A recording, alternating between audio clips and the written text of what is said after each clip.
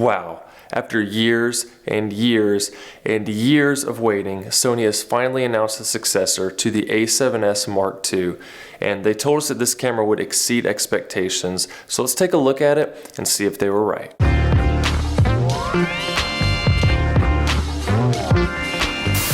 Hey everyone, Camber here, showing you how to use your camera to make good videos. So if you're new, consider subscribing.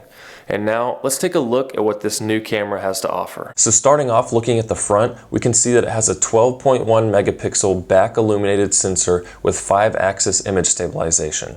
This sounds small compared to the cameras now having 40 to 60 megapixel sensors, but this smaller pixel count coupled with the back illuminated sensor allows for the excellent low light performance, and that gives a Sony claimed 15 stop dynamic range in SLOG 3 and 4K pixel readout with no line skipping or pixel binning in every recording mode. This full readout also greatly reduces the rolling shutter compared to that of the a7S Mark II. Now looking at the back, the camera has a 9.44 million dot OLED EVF, which probably won't mean much to you if you're using it for video, but what does matter is that they finally included this 3-inch 1.44 million dot fully articulating touchscreen that Sony users have been wanting for years.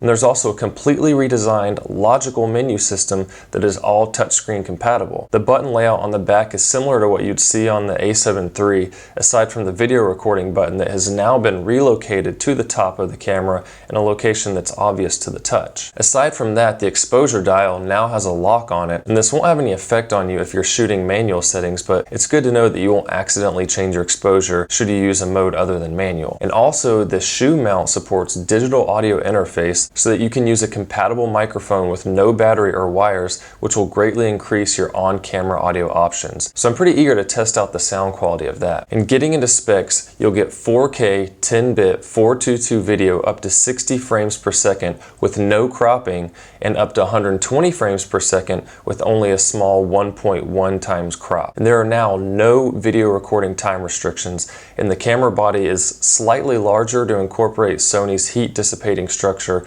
for which Sony claims there are no overheating limits. You'll also have the option of shooting 4.2K 16-bit raw video up to 60 frames per second with an external recorder, and support on the Atomos Ninja 5 for this setting is planned to be released soon. And for connecting to external recorders, the camera is equipped with a full-size HDMI port. And a lot of people don't even use the 4K options on their current cameras because the files take up so much space.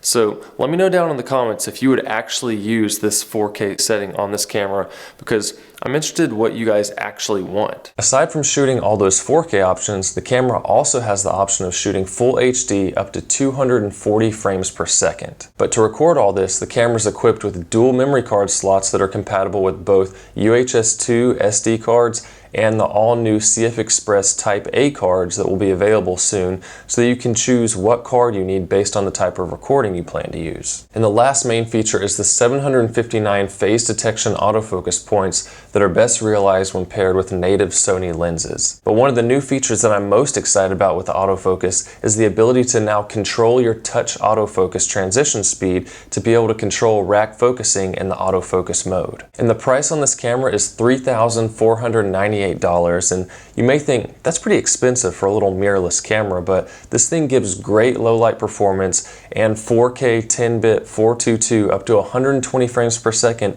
with no overheating limit. Compare that with the Sony FX9 cinema camera, which is the only other Sony full frame option that gives 6K oversampling to provide very similar 4K video specs, and it costs $11,000. Granted, it has many other video features that justify the price, but considering the price difference in these cameras and what you get with the a7S III, this is a really good price. And it looks like it'll be shipping in late September, so keep a lookout for that. Pre-orders are available now, but let me know down in the comments what you think about this camera. I'm really excited about it and will definitely be getting one, but I want to know what your thoughts are. And that is the a7S III, and I'm excited to get my hands on this thing and see if it's all that they promised us and make a full review on it. So let me know down in the comments if that's something you would want to see. And if this video is helpful, then please help me out, leave a like, subscribe if you haven't, and I'll see you soon.